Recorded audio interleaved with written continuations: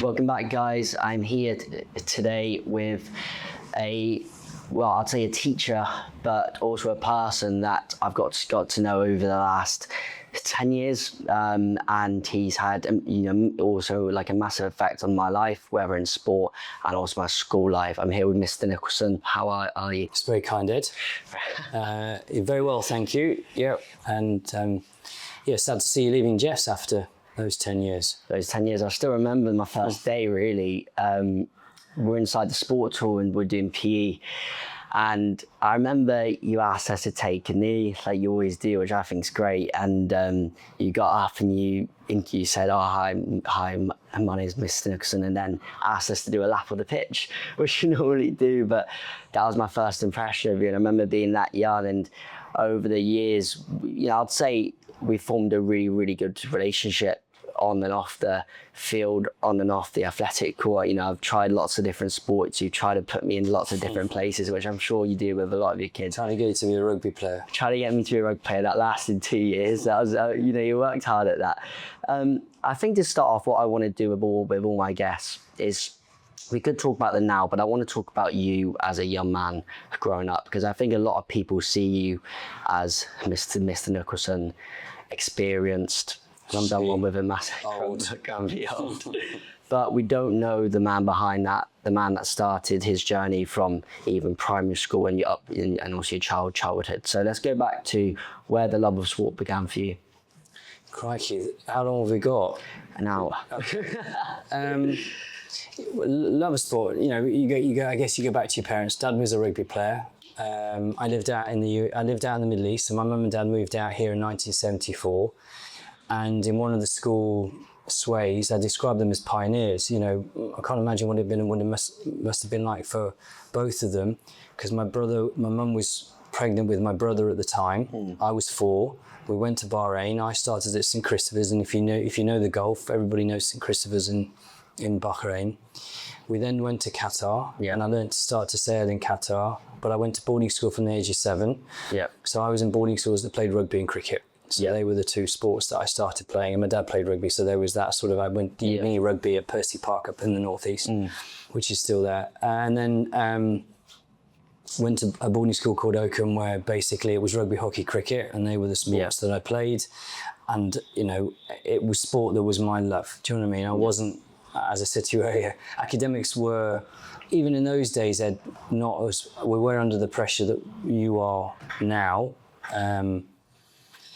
So it was a real love of rugby. I went, we all talk about the fact we had county trials, but I got through to sort of the latter stages of basically when I was under 16, under 18 England rugby. Yeah. I played county cricket and I played quite a high level of hockey, but it was rugby that was my sport. So people that know rugby, and I'm not trying to drop names, I promise, but I was in the same team, a county team, as people like Martin Johnson and Graham Rounty. So those that know rugby, that was it, because it was Leicestershire and then the Midlands and that sort of stuff. So I was very lucky. Never quite made it though, and the game wasn't professional at the time. Unlike you, football was never. I never played football. We played hockey. Yeah. So left school, took a year off. Wasn't sure what I wanted to do. Was looking at things like the army, because I wasn't academic. I was a people person. I enjoyed leadership. I enjoyed sort of just, being around people and outdoors. I could see I was never going to be someone who wanted to work in an office. I wasn't clever enough for the law or for medicine or anything like that. Bumped into a former friend from school. He suggested go and do a vocational degree in PE. I went down to Mar Johns in Plymouth. Loved it. Did my 4 years there. Play sport all the time, because being a PE grad, becoming a PE teacher was still the main thing. So, and then, and this is the bit that I am most grateful for, and whether I fell into it by luck or for whatever reason, I got a job at RGS Guildford, where my hobby became my profession. Yeah. And for the last 30 odd years, I've been paid for something that I enjoy doing, which is teaching everybody to kick a ball around. It's mad, isn't it? Because you've sort of had loads of experiences within schools, and obviously you talk. I think when I've spoken to people about you, which obviously we'll get onto, I think people just say how much you love sport. It's a rare. Also, it's actually quite rare how much you actually love sport. And I don't think you realise that. I think a lot of people love watching sport, love doing sport, but you've literally lived that from, day one. I want to talk to you and a bit about, because I remember the stories you used to tell us about the also dressing room and Martin Johnson and that rugby sort of scene. I think sport has changed a lot, as you know, and the sort of characters within it, especially in the generation now. But if you look back then and you're around those international figures, what sort of lessons did you learn from them, leadership-wise, team-wise, community-wise? Because you have spoken about that before, and it is injected inside the culture that you try to sustain here. So you must have learned a lot from those people. Yeah, it's a really pertinent question, because what you can see is the pressure that there is now to win, right? You look at football at the highest level getting into the Premiership. How much does it mean to a club now to get into the Prem? 90 million, 100 million, something like 100 million on a year. But and when and that percolates all the way down. It's important for schools to win, and people like to win. But what undermines all of that to me, and to answer the question, is about character. Yep. Do you know what I mean? So, I've grown. As I've got older, I've realised more the importance of it, and and I see it in you, and I see it in particular. And I'm not just saying this because you're here, but your cohort that have gone through school, and as a teacher, all PE teachers this will resonate with all PE teachers. Year groups are different. Sometimes they're successful but arrogant and difficult characters. Sometimes they don't win, but they're actually brilliant lads to be around. Sometimes they're just a handful, and they don't get on themselves. It's interesting. You take your year group as a group of characters. You, Matt, Callum, Prosser, who's captain again? Yusuf Habib. Yep, great lads. Yeah. So I put a lot on character. Go back to that. When I grew up, I knew at the time people who I liked to be around, people who were strong characters, people who valued certain things. From a young age, again, I understood the importance of working hard. Working at skills, looking after myself. Those things that, funny enough, as I've got older, have become more important as a teacher. Yep. So I like a lot of stuff to do with character. A lot of stuff that when you talk about our relationship as teacher-student, I've given you a hard time when you've been late or you haven't put 100% effort in. Yep. But those things, I think, as I've grown as a teacher, I like to see that in my students. And when I bump into my former students and I can see good people, that's really important. We had a conversation off camera about how when you went to Plymouth, there was lots of routes. So you could have gone down nearly the army as well, yeah. And you've gone down the teaching route. Your first job was the director, maybe if I'm wrong here, was obviously a PE teacher, but you worked as director of sport at also Royal Grammar School, yep. And also 1994 to 2001. Done your research. So our research. But was that always sort of the route, and then head of boys and PE, and also at Oakham School, and then obviously Brighton College until 2016, then obviously you moved out here for 10 years. So was it always that route with teaching, with sport you wanted to go down? Because I know we spoke of it, and there was lots of different pathways. I'll be honest, when I left school, I didn't know what I wanted to do. Like I said, it was the army, because I didn't want to work in an office. I didn't know. Do you know what I mean? Yeah. Careers advice was limited. If parents are listening to this from my generation, they'll remember that we went through school and that was sort of it. Not everybody went to university. People did trades. There was there was far more people not going to university than there were. So it was a conversation with the former boy at Oakham who was a couple of years above me, and he said, have a look at PE. And I remember it was drilled into me by my mum about getting a job. She didn't. My mum and dad didn't get degrees. Dad went into construction. Mum was a housewife, but she, you know, in my holiday, she made me work. I used to go to Sainsbury's and pack bags and then pay her. And she would, you know, I'd bring 15 quid home at the end of the week and she would take 10 of it for board and lodgings. So, you know, it was still drilled into me to get a job. So when he said to me it's a vocation, and I realised now that what he meant by that was, and as soon as I left university, I got a job, as you said, at RGS Guildford, and was a PE teacher until I was about 29. So something happened within the school that gave me the opportunity to become a director of sport in a massive school, hugely academic, one of the leading schools in the UK. And, you know, I found my niche. Yeah. You know what I mean? I found something that I could do and I enjoyed and I was excited about every day. I'm still excited about it now. Come into school, what am I going to do this? How do we get the boys and girls in this? All that sort of stuff. So if I'm answering the question correctly, I'm fortunate and I'm lucky and I'm grateful. If someone said to me, you know, what would you tell your younger 24-year-old self? Do the same again. Yeah, I'm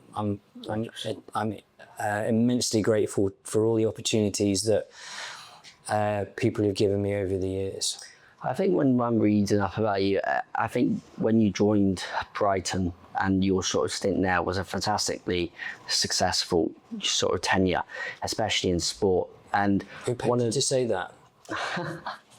And then I did a bit of research as well, and one of the people that you worked with, who I tried to get in touch with actually, that I did in the end, was also Richard Keynes. I'm gonna say his name. The head. He would have replied. Busy man. Easy busy. Anyway, you were hugely successful there, and one of the things that I read about and how you helped set up the international schools out here as well. Am I right saying that? I was involved in it. Yeah, involved in that process. I sat in a room like this and my opinion was asked. Yeah. So at the Abu Dhabi one. Yeah. You know, and they asked me, like, you know, should the athletics pitch go here and where should we put the pool and those sorts of things. Yeah. It wasn't, you know, the big questions about finance and all that sort of stuff. So just to give the answer a bit of context. Yeah. But I was involved in it. You were involved in it. Can you talk to me a bit about your time there? Because again, on also the sports side, because I know that's where your main sort of role is. Can you talk to me a bit about your time there and sort of, because you were there for a long period of time, was it over 14 years? Yeah. 2005 to 2016. Yeah. So 11, 12 years. Yeah. That a really important block of time. Each block of the four schools that I've been at have given me different opportunities and have given me different experiences. Yeah. Go back to RGS, being a young teacher, then as still young, I mean, I was 28 running a department. That to me, so I've been a director of sport now for a long time. Yeah. I was very young. There's not many 28-year-olds get that level of job, and I basically, my old head of department had to leave halfway through the year, and then they put me in position, and I had to then go for the job. I got the job, and then I did it for a couple of years because I realised, someone said to me, you know, you need a bit more experience of other things. So I actually got a job back at my old school. So I was a boy at Oakham, and I went back to teach at Oakham under a director of sport called Charlie Welsh, who was also an old boy of the school. So there were two old boys of the school. And for those 4 years, working at boarding school in Rutland was probably one of the most important parts of my time. So just on Oakham, I had boys, working with boys there, Stuart Broad, the England cricketer, great lad. I wasn't a cricketer, but let's say I taught him A levels. Tom Croft, who went on to play for the British Lions, he was in the rugby team. Alex Good, who played, I think he got about a dozen caps for England, but was has had a huge impact on the game of rugby and was at Saracens. And then there's a load of other lads who went on and played sport at a high level. Wheeler, Gregory, I can't remember all of them, but for me as a 31-year-old teacher working with those boys, you know, they were all like you, great character, great leaders on the pitch. It was a pleasure. But I was also ambitious to be a director of sport again. You know, I'd gone there and I'd sort of moved to being sort of second in department. And I'm sure Charlie was a bit frustrated at me times because I was ambitious. I wanted my own department. A job came up at Brighton, and at that time, a head called Sir Anthony Selden was head. Yep. And he's an eminent head. Across, he went from Brighton to Wellington. He became Sir Anthony, and a lovely man, hugely inspirational. So a job came up there, and it was a really competitive job, and I didn't get it at the time. But then something happened, and he rang me up just before Rosslyn Park and said, "If you sign the contract today, we'll take you." And I was like, "Well, yeah, okay, fine." So I did 4 years, and then got to Brighton, and he stayed a year, and then he moved to Wellington. Then Richard came in. So Richard came in with a hugely ambitious mindset for the school. Yep. And you look at where Brighton is now, it's right up there in the academic league tables. Won Rosslyn Park a couple of years ago. Yeah. It's got a family of schools now in that part of the world. It's got what we're saying, it's got Abu Dhabi, it's got Dubai, and also Alain, yeah. It's got some anyway, we could go on. I'm not here to big up Brighton. But those 8 years of being on his SLT taught me an awful lot and took me to another level within my career. So when I sit here at JESS, I learned so much from Richard. I learned so much from seeing how a school needs to have a brand, to have a focus, to inspire its students, to all the things that funny enough, that JESS is about as well. Yeah. Really interesting, a really interesting period of time in my career, and that's why I put all three together. Have really been, have helped me sort of be the not just a teacher, but the manager, let's say, that I am today. And so, I said it earlier, I'm grateful for all those heads, for those opportunities and the experiences that I've had. It's been more than just preparing an under-15 hockey team or rugby team. There's been a lot more in it. That I'm getting old now. I think I'm forgetting most of it. You're not old. When I'm doing a bit of research about you, and I had to do some sort of digging, but I've read some quotes. These are your sort of quotes. These are things that you've said. And if I had to define you, and when people ask me about you as a leader, I think about culture. And I think about the culture, not just as students that we see, but I think staff see as well. But these are quotes from you. So one's about sports purpose, and these are from the 2016 A Place in Also the Sun. So sports gives pupils the opportunity to fail, to get things wrong. We've got to be careful that we're not just creating a generation of kids who don't understand what it's like to become second.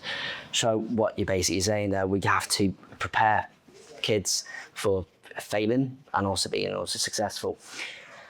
Do you understand the context of that? What that means? Please, no, you do. Please explain that. Was that the question? Well, was it? But I've got two or more that I want to read out. Just because I think it's important. I don't want people to fail. Yeah, that's not the. The point being is that we put, from a school point of view, there's a lot of pressure on academic success. Yeah. Right, and you can't go into a GCSE or a BTEC or an IB and allow a kid to go, oh well, never mind, you got a 3, so be it. Yeah. It doesn't happen. Yeah. The framework in place is to ensure that, quite correctly, the students, but the emotions of when you get into business, when you are running your successful multimedia someday someone's going to say no to you, Ed. No. Or let's say you're working for someone and you do a presentation, and you're in a room like this and the boss goes, that ain't good enough. No. Or you go for a job interview and someone says no, thank you. You don't often hear the word no. That emotional regulation that comes with that can go two ways. You can either sulk, throw your toys out your pram and decide, you know what, I'm not interested. Or, which is the point to this, take it, deal with it, roll your sleeves up, pull your socks up and go fight back, because that's the bit of character that makes you better. I failed for those things you offered about those jobs. For the 4 schools that I got jobs at, I didn't get jobs at any. No. I went for interviews, but every time I learned, I made notes. Every team I've lost a cup final, every time I've lost a national championship, I make notes. And I think, right, well, I need to do better here in the department. it's not always about winning. It isn't. For you, I'd never want you to have gone through a school winning every single week.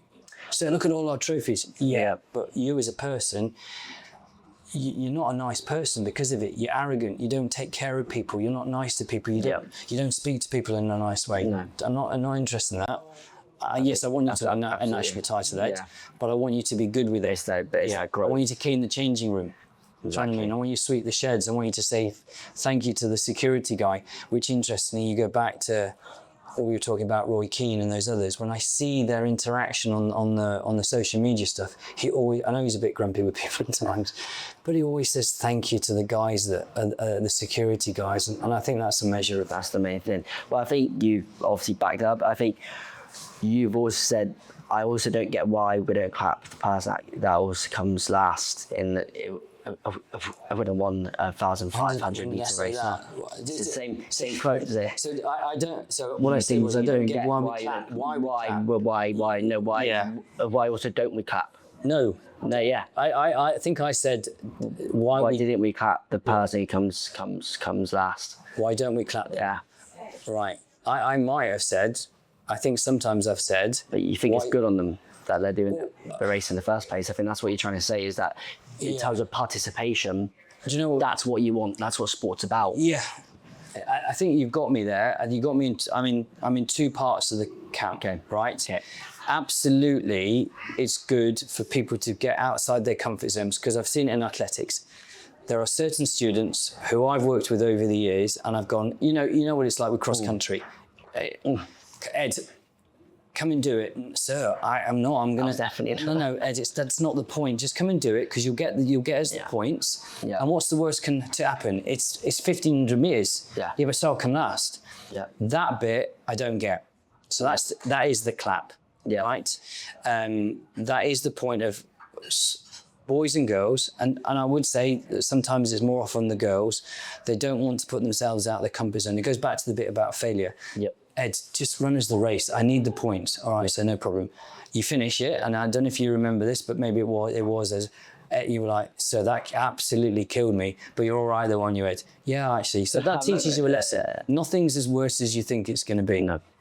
But sometimes I thought, when what you see is everybody claps the last person who's finishing in last place and is 400 meters behind it, sometimes my brain does work in different ways. That why are we clapping the person, not the person that's been asked to do it as a favour and has put the effort in, but there are sometimes people who don't put the effort in.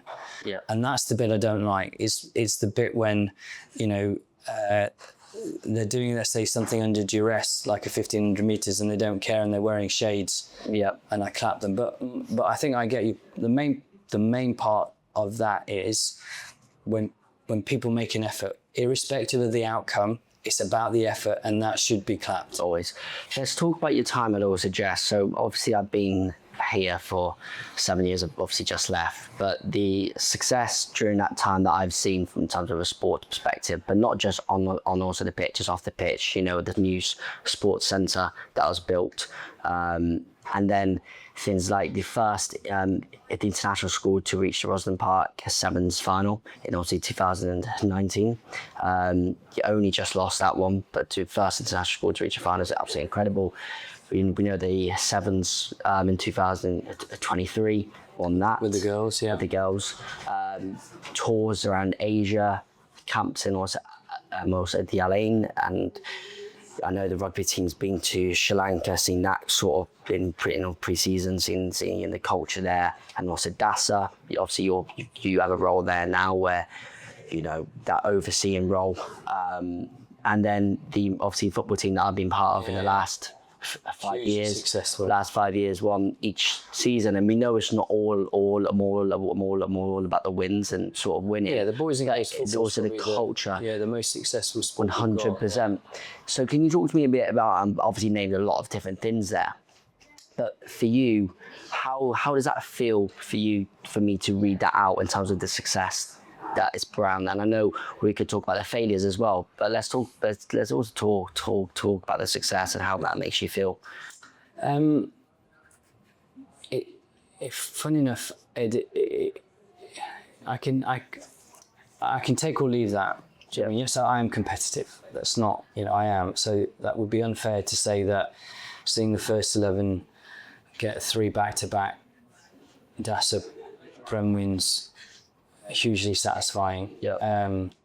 Seeing the success of the girls' netball teams, hugely, and I love seeing them win. Even when I take a B team, I can't like to win.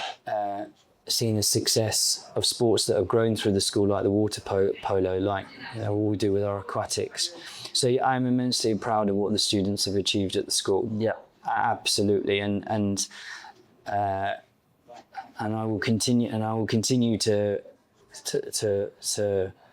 be excited about that. But the most important thing that I enjoy the most is the journeys. Yeah, I like seeing you lot train. I like seeing you lot work hard. I like the early mornings, the 6:30 starts here. I like seeing you doing the S&Cs. When you look at our Instagram account, which I sort of put stuff in, it's not about the football results or the rugby results or the netball results or times in the pool. I like to see people training. I like to see people up early. I like to see kids on time. Time is the key. Yeah, well, it's one of the standards, isn't it? One of the boys was late this morning. Sorry, sir, I'm late. Why are we late? My dad had to wake me up. Why is your dad waking you up? Your alarm should have been set for 10 to 6. You should have been waking your dad up. You should have made your bed. Yeah. You should have had your bag ready the night before, and you should be getting your dad up. People call it old school, but would you argue that this is the right school? No, it's not. People would say that it's standards, but do you think that's been lost? Do you think that you've installed that? And then I know, which I'll get onto, people have left this school, those values are installed. There's good young teachers all over Dubai. There's good teachers all over the UK that would say exactly the same. Yeah. I don't. It's not because I'm old school. You hold the door open. Always, yeah.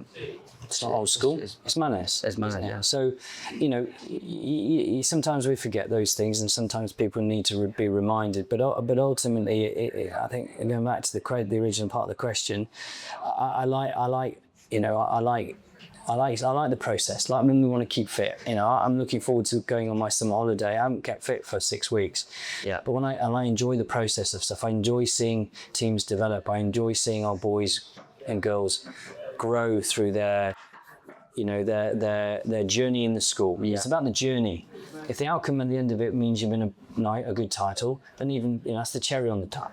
Yeah. And I think all PE teachers, I'd like to think that irrespective of what age we all are as PE teachers, character development is the most important thing that we can offer a school and offer children.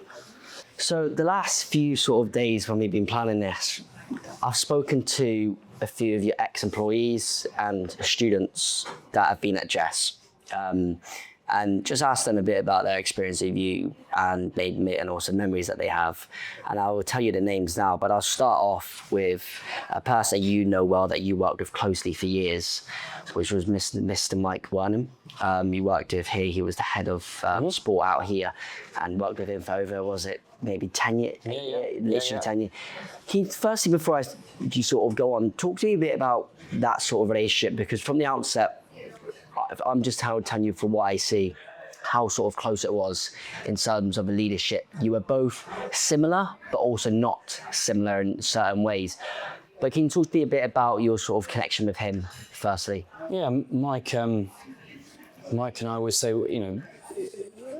let's say when you say the success of JESS Sport, it's not down to one person, it's down to a team of people. Yeah. And Mike's definitely an architect in the successes of and the culture. Absolutely, his impact within the school and the time that he was here before he moved on to run his own department at North London, he had a huge role in it, and I completely trusted in a trusting relationship with him. And I owe him a lot in the time and energy that he gave to me, and the trust he gave, because when I arrived here, he was ready for leadership. He could have run the department to the same standard I could have done. Do you know what I mean? Yeah. So the school and the department, and me personally, owe Mike a huge thanks, you know. But, you know, after, as I say, it was 5 or 6 years, I knew he was ready to run his, you know, his own department. And because we go back to what we said earlier, you know, you said about being old school, the standards that he had, the virtues that he wanted to see in the students were exactly the same as me. You know, I could let him, you know, I could have gone away for 3 months and I would have come back and there'd have been no change to the department, because we were aligned on many things, and there were moments where both of us would challenge each other, because you need that in a good relationship, you know. And there were ideas that he thought we should go, and we did, and there were ideas where we might have compromised, and there were times when I said, we'll try this. Some worked, some didn't work, but it was a great time to work with him, you know. And I will say it again, and I've said it, I owe him a lot for you know, the way that he supported me, in particular when I arrived in Dubai. Because I was completely new here, and he knew the lay of the land, and he had huge respect through his rugby, and you know, he was at Seba as a boy, and he played England rugby, went to the university. So, you know, there were sort of things in the background that you know, we had the same sort of starting point of culture, which was great. Absolutely. What I'll do is I've got their names, by the way, to bring Mike in. Yeah, no worries. But what I find really interesting before I get onto the names here is it's all very similar, and it's what I would perceive, because the quotes that you've said over to me over years and years and years, and to us as a group and as a cohort, are actually coming up here. And there's one that I want you to touch on here: sweating the small stuff. I know you chuckle there, but it's about all the details. Attention to detail. It's attention to detail. The best, I personally think the best leaders, and I think about leadership a lot, and I think the best leaders, which for me in this sort of modern day would be, because obviously I'd like football, would be Pep, almost a Guardiola, because everything's about the details, and also Ferguson back in the day. But we think about outside of sport also leaders, but they all got one thing in common: it's about the details and the things that people don't see. So I remember when we used to do, you know, a fitness work, and this is a line, and you go overstep the line, and then you see who wants to overstep the line. Again, no one notices it, but it's a detail. So can you talk to me about why that's so important to you in the way that you obviously behave with your staff, with students, and that sort of culture that you're trying to set? Yeah, there was a bloke, David Brailsford, who I think, is he still in Man United? He's not there anymore. No. Okay, so when I knew of him, he was running the cycle team Sky, and it was around about the 2012 Olympics. I've always been interested in the things that you can give to athletes to make them better, right? So recovery, rehab. He talked about the 1%ers. So I think within Sky Cycling, he would say that when they're on the Tour de France, to make sure they can win, get all of the backroom stuff, get all of the, so when they're on their bikes and they've got to win a leg, or they've got to win, you know, because they're part of a team, how you make sure that all those bits and pieces make sure that athlete is in the best position to win.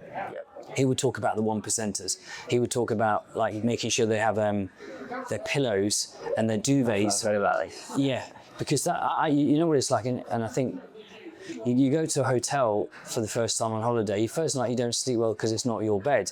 So the night before, being in a cup final, if you're taken to a hotel and you're not used to the bed, it's too small, you're not going to sleep, Ed. No. So I need my captain, say it's you, I need you to be ready the next day, 110% ready. If you haven't slept well the night before and your roommate's been snoring and you're not prepared, you know, you haven't got, so it's come out of that sort of stuff that over the years I wanted to make sure that we've done ice baths, we've done recovery, we've done recovery sessions. Brighton, we were sponsored by Skins. At Oakham, in the nights before we were playing in cup finals, we would always look at doing something different. The way that the bus went into Twickenham on that day, the way that we would play Pictionary the night before.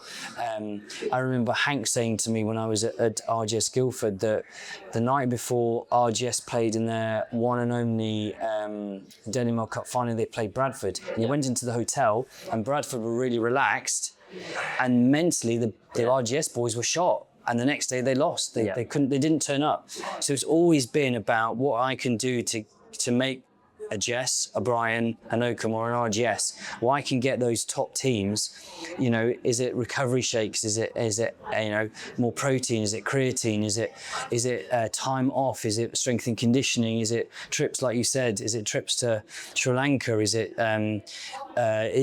linked? It's all of that. I find that fascinating because I want my athletes, my top boys and girls, to be in the best shape, in the best form, best prepared, because it's the same. Out here, Desk in DC and the other schools, they're all the same. We all want our students to play the best style of sport, to be in the best form, to be in the best thing. That's why I like our kit, and I like a bit of sponsorship on our kit because I think we look amazing. Yeah. It's just small habits, and you're hoping that those habits that you're forming won't just lead to on the pitch success, but it's off the pitch as well. They'll carry that in their daily life. So what I'll do is I want you to read this for a minute, okay? I've got the people that I've reached out to are Mr. Wenham, also Danny Williams, worked as here as the football coach, and also Cal, who's just left the school with me, and then also Max Preston, who you know very well, from the captain of that team that was hugely successful in the sevens. So I'm gonna pass this over to you. You've got a minute. You can skim read it, then I'll send it over to you after. And I want, I could read it out now, but it's gonna take probably 10 minutes for me to do so. Sure. Okay. So you scroll down. Is this going to be a question? Well, at the end, yeah. Just if you want to scroll down, it's a thing that I think strikes me about. What I will say to that, Ed, is when you read that stuff, it's humbling. It's humbling. So to those people that wrote that, and I don't see that about myself. It's like Mr. O'Brien. Do you know what I mean? He won an Olympic gold, and he doesn't bang on about it. Do you know what I mean? When I read that, it is humbling that people think that, but I don't. And do you know what, Ed? I don't always think like that. No. Do you know what I mean? Some people, maybe I'm a bit Marmite to people. I don't know. Sometimes people's perception of me is I'm not always. It's interesting to read because I think it's interesting. I think what they've all sort of said. They've all sort of said the same things, but in their own version and in their own story. And I think Cal's one's really interesting, that care, that sort of genuine sort of one-on-one care. Then you got Max, who was one of the best captains I've seen in terms of a leadership perspective. Yeah. He came to us, sorry to interrupt, he came to us from Sidba. Yeah. So he knew that independent school kind of school culture, and to pay my thanks to Max, which I think is important. He had an impact on the standards of leadership within the school that we still have now. Yeah. The kids out, when everybody comes out and supports the teams, that was Max. That was Max. Same thing that Cal's done. Has done leadership. Mr. Williams, just to go back to the stuff that he did, he talks about standards, but his standards were the same out on that football pitch. Those he and Mr. Gallagher changed with the leadership of Mr. Main. They changed. Mr. Besson set it up. See, they're all architects in this, Ed, and I can't do it. I've never been able to do it just on my own. These themselves are great people and great leaders within the group. But also the best leaders, would you think that you've done well, would you say is always a delegation? So you let people do what they're best at doing. So you trust them. So it's about trust, isn't it? It's that trust. You give them that trust, which I think is they're four very good people to ask that, because they get it, and I'm sure they and I'd like to think that Mr. Williams and Mr. Main and Mr. Wernham, they'll run their departments in their own way, and they'll run their teams in their own way, but there's a collective approach to all of this. They're good people there. Thank you for asking them. You have to be good people, don't you? You have to work with good people. It's always the main thing. One more thing on that. I like what Mr. Wernham said. One thing that struck out to me is how you have people's backs, you have your employees' backs. How important is that to you? And I know we spoke about this and having that healthy culture, but sort of when you worked in sport for a long time and you've seen there's lows in sport, there's the biggest lows, there's the biggest highs. I think what tells more about a leader is when there's that big low and how people around the room react to that and how people, you can see who really is on your corner. Talk to me a bit about that, and maybe something in your life when you were growing up when someone's been in your corner. Is that sort of transition to your leadership style now? Yeah, and again, I'm grateful to Mr. Wernham, to Mike for saying that, because you know, maybe it's that boarding school culture that when we were in our dorm, it was one in, all in, and when we got in trouble, you know, we all backed each other up, and we didn't. You know, you sit with the lads now. If I go with them and I say, "Who did that?" they'll all go, "No, sir. Well, you know, it's all us. It's all us." There are some times where that works, and sometimes where it doesn't work in teaching. Sometimes you have to front foot, and I've said that you made a mistake, right? You lot in the room, someone's made a mistake here. You need to front foot it. Yep. So I need someone to take responsibility who did it, and we need to deal with it. I don't like liars, and I think we all make mistakes, and that's fine, but own it. Yeah. The big thing is about owning it, and that's the same thing that Mr. Wernham said. You know, I'm in charge of the department. I set the tone, and if I want people to do something and they do it, and that causes a problem, I have to own that. Yeah. Do you see what I mean? I'm not gonna basically say, "Oh, well, it was Ed's fault." No. That's not how it works. Right. Mr. O'Brien, Yeah. I understand what you're saying. I know we've got to get that better. I'll go back and I'll speak to the team. Yeah. You know, like they do on a rugby pitch with the refs. They call the captain up. Your team's not doing well enough. Go back and speak to them. And maybe it's something to do with that. For sure. I just want to touch on sort of how your style has it, because I think a lot of talk right now around society is about the modern player, maybe the modern athlete, with lots of changes. You've been teaching a long time, you've been in coaching a long time, where the last 10 years the developments of social media with kids and sort of their addictions to their phones. And have you seen a big change, or are people overreacting, and how much has your style changed over that period? Such a good question. No, the boys, I can feel me getting excited about this. In my opinion, the boys that I coached as a young teacher are the same as you now, Ed. You've not changed. We've not changed, and I've not changed since I was a boy. Yeah, there are pressures, and I get that. Yeah. You know, whether it's phones now or whether it was, I don't know. Bullying's changed. Attitudes towards smoking's changed. Attitudes towards since I started teaching, like I said earlier, in '94 to what we now 2026, and with all, just like your mum, you know, when we've been involved in a school, we've seen the pressures that all the students are under. But fundamentally, a 15, 16-year-old who wants to play sport, in my opinion, hasn't changed much in 30 years. You're good kids, and passing a football and passing a rugby ball and hitting a cricket ball or hitting a hockey ball hasn't changed much. Some of the tactics might have changed, but fundamentally, being on time, working hard on the pitch, enjoying yourself, scoring goals, kicking the ball over a post, putting the ball in a basket, it's not changed. So the fundamentals of that, no, I don't see it. Do you know what I mean?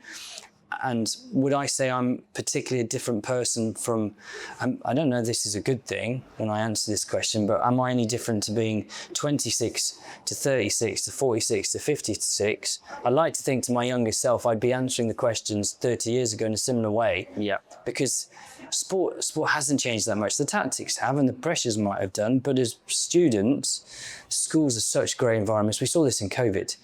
And I don't know if I'm digressing a bit here, Ed, but the sporty boys and girls during COVID that couldn't be on a pitch or on a court or with their mates, their grades dropped. Their behaviour changed a little bit at home.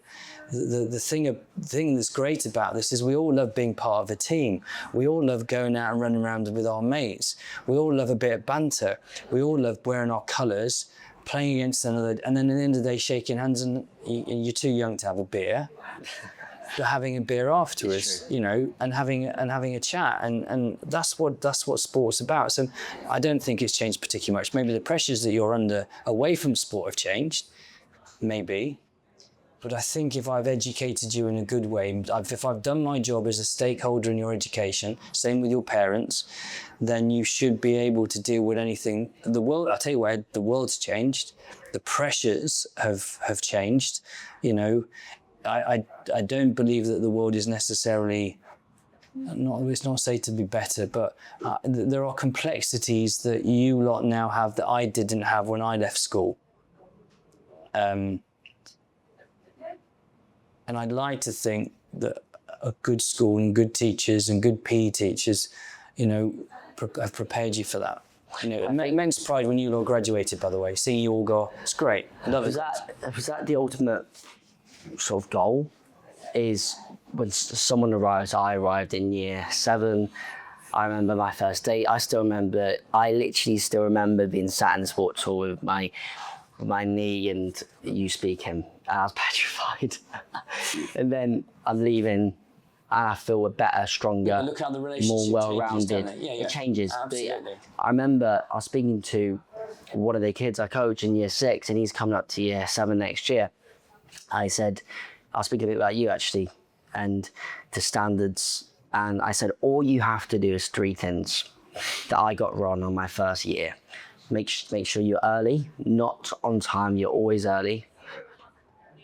Can I just interrupt you on that one? Yeah. Did you see the documentary? What's the documentary about the Man United players that now run Salford? Class 92? Yes, right. Did you see there was a scene in it where it would have been Neville said to one of the lads, it might be Neville Skull, said to one of the lads at Salford, we're going to get you a trial at Man United. Yeah. Put your suit on, clean your shoes. It's at 1 o'clock, get there at 11. That's how it works, isn't it? That's how... Did you... I thought that was great. Do you know what I mean? Only standards. Fell off my chair. Yeah. But you need people that share those things there. Of course you do. Yeah. So be on time. I said, if you forget your PE kit one day or forget your boots, don't email, go off to the door. I think that's one of the biggest. I think that's why I learned very early. Front foot it. Yeah. I learned that very early because I speak from a position of, I think a lot of the lads and girls would say the same thing. We used to email, hi Mr. Nicholson, no, come to the door. My bark's worse than my bite.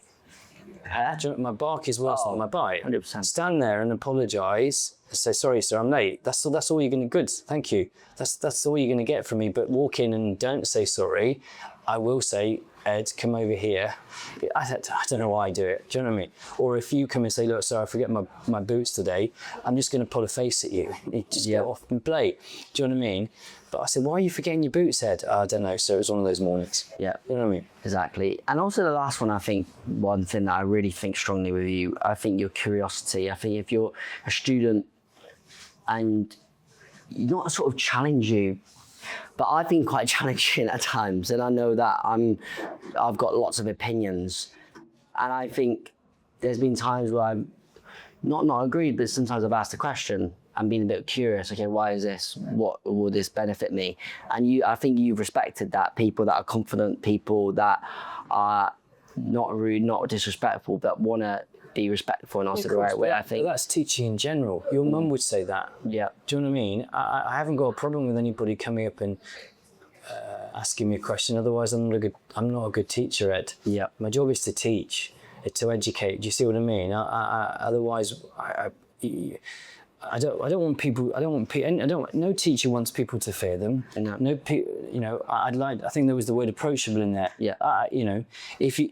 And I do remember sometimes when you came to my desk, and let's say I do challenge students, but good, stand up for yourself. You know, there was a lad in year 8, he didn't get picked in the basketball team, and one of the best conversations I have is when someone says to me, sir, I'm not in the team. How do I get into the team? Yeah. Sir, I don't think it's fair you're not picking me. Brilliant. Right, sit down, let's talk it through. Do you know what I mean? Yeah. Okay, first of all, I might be wrong. Then prove me wrong. Secondly, I'll tell you a couple of things that I think you need to work on to get better. Go away and work on them. And if I see that lad doing that, I'm getting my job. Brilliant. That's so exciting. The coachability, that's also.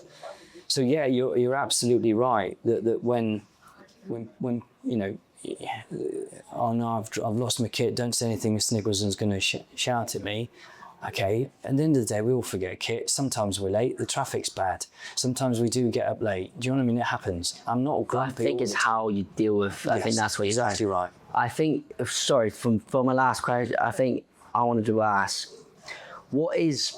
By the way, we've talked a lot about Mr. Nicholson's standards and all this stuff in here. It's great because it's a leadership. It's not about standards, but it's sort of culture, I'd say. By the way, I also want to say I want people to have fun. I like seeing kids. I like seeing everybody smile and enjoy their sport. And it isn't always about standards. Sometimes we get things wrong. We do. And I get things wrong. Yeah. Do you know what I mean? I've apologised for getting things wrong. You know, sometimes I will bark at a student and I've had a bad day. I can have bad days. Do you know what I mean? There are things that go on in my life, like you all have, we all have, and sometimes I will come in and I try not to bring personal life to work, but some days I'm tired. Some days I've had a bad weekend. You know, Newcastle have lost, or England have lost, or the school lost, or whatever. To be honest, the most important sport for me is the school. And I take it home, Ed. So, you know, one of my old headmasters said to me, Tim Young at RGS, when I was a young teacher, and I used to, the world of the weight of doing well was on my shoulders, because I wanted to win every Saturday. And he said to me, make sure you get your hinterland right. And your hinterland is that area around you, your family, you know, the people that you love, your dog. You know, there's a perspective outside of winning sport matches in school. And I remember him saying that to me. So sometimes I've made mistakes. I've had too high standards. Do you know what I mean? I've barked at students that've had bad days. Do you know what I mean? I don't always understand that they have complex home lives, and I've had to sometimes, you know, apologise. Even at JESS, there's been a couple of students where I might have barked at them, and then I found out later in the day something's happened at home, and the guilt that I felt because I barked at them and I didn't understand at that time, why are you late? Yeah, no, and get a bit of perspective here, and perspective and fun is also important. So please understand, the standards are important. Like I said, my bark's worse than my bite, but also absolutely, you know, and I will hold my hands up that I've made mistakes at times. I think Max said it spot on about he's never met someone that loves sport as much, and I think you represented that well. We all do. Really well here, yeah. How would you? Mr. Green does. Everybody does. It's great. Just lastly here, when we leave JESS, when students that have been with you throughout these years in JESS, how would you want your legacy to be remembered by? When people think about Mr. Nicholson was my director of sport. Yeah, well, that's another good question. When I taught at Oakham, I was 31. There were still teachers there who taught me as a boy, right? Mr. Welford, Mr. Wills, Mr. Mullinger. Mr. Welford was my housemaster and first team rugby coach. He was still at the school. I'm 32 years old, Ed, and I'm walking around school calling him Mr. Welford. Mr. Wills and Mr. Mullinger were in the PE team. So I was head of PE at the time, and I was their boss. So Mr. Wills was also a housemaster and my head of hockey, so head of cricket, and Mr. Mullinger was my maths teacher and my hockey coach. So I was a young 31. They were like 50 years old. I didn't know what to call them. I couldn't call them Neil, John, and Brian because they were my teachers when I was at school. Yeah. So I would say, morning, Mr. Lynch, and they would go, Roger, you're 32 years old, stop calling us. That respect for your teachers, I have to earn that, you know, and let's say I bump into you in an airport with your family in 15 years' time. I would hope that you would come across and go to your wife, let's say she's called Sarah and your two little kids, right, that's an old teacher of mine, that's Mr. Nicholson, let's go and say hello to him. Right, and you came across, and I went, Ed, and you went, Mr. Nicholson, how are you? And this is my wife, and this is my kids. Yeah. And funny enough, if this is to wrap it up, this happened a couple of years. I'm walking through an airport, and Rob Green, who was first team prop of one of those Daily Mail Cup sides, was walking through the airport with his wife and his two kids. They were transiting back from America. He's a fireman. really high up in the fire service in the UK. And I didn't recognise him at first, but he came across and went, "Mr. Nicholson, how are you?" And I went, "Rob." He went, "Yes, sir, you remember?" I went, "Of course I do, Rob," you know. And then my brain was working quickly because, you know, we've taught thousands of kids over the years, hundreds of kids. And he went, "You know, this is my wife, Sarah, and this is my 2 kids. This is Mr. Nicholson. He was our first team rugby coach at school." That to me is lovely. You know, whether JESS decides to carry on playing sport, rugby, whatever, that's up to them. But if I'm walking through an airport one day and I bump into a former student and they come across and they say hello and they introduce me to their family, that's what I like. And anyway, he said, "I've got his 2 boys." And he went, "Mr. Nicholson used to coach me rugby. So do you remember when we went to Jersey on a rugby trip?" If I'm allowed to use a bad word, can I use a bad word? Bollocking. He said, "I got the biggest bollocking off Mr. Nicholson I've ever had." And I couldn't remember what it was for. And I didn't even remember going to Jersey with them. And he went, "So you caught me, Matt, Tom on the back stairs having a cigarette, and you told us, he goes, 'I'll never smoke it again.'" Now, to me, and I've told that story a few times, Ed. That to me, I wish it wasn't about someone being told off. I wish it was about, "So you inspired me to become a fireman, or you inspired me to carry on playing rugby." I'm sure, whatever, but it was lovely, you know, and that's the bit. Let's say, for example, I die in 5 years' time. I'd love let's say I go back and I'm buried at Brighton College Chapel, right? I would like to think that all of the students enjoyed their interactions with me over the years, and they come back and you'd all be there. I love it. Well, I think I'm going to cry. That just ends obviously perfectly. You know, it's been a pleasure from my perspective. It's an emotional answer to that. You know, I can see that, and I think it's for you. Would you say it's more than a job? You know, it's a way of life. That's your sort of purpose. I mean, you spoke about purpose before. I always think why I want to coach, and I think you may be similar. I see it as a sort of service. I see it as a duty to serve people, to do my best for people. A lot of it's from your own experiences, maybe in life growing up.